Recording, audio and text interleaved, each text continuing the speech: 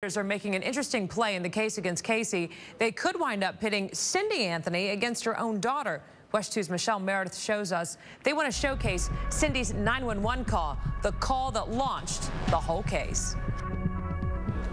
The case that at one time held the nation's attention started with a 911 call.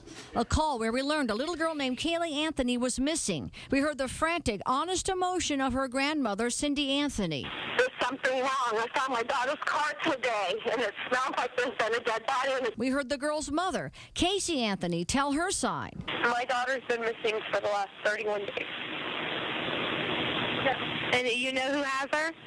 I know who has her. And now Casey Anthony is on trial for the murder of her daughter.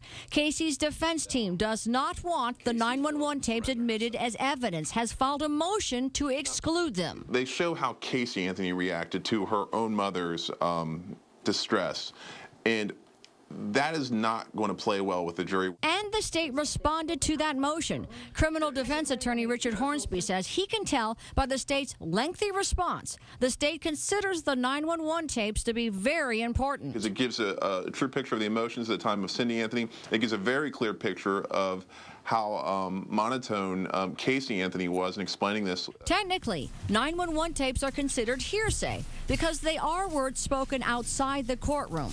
But Hornsby says there are exceptions. State of mind is one. So when will we know how the judge will rule on this motion? Hornsby says there's no real deadline. We could find out in a few weeks, or we might find out next year before Casey Anthony's trial.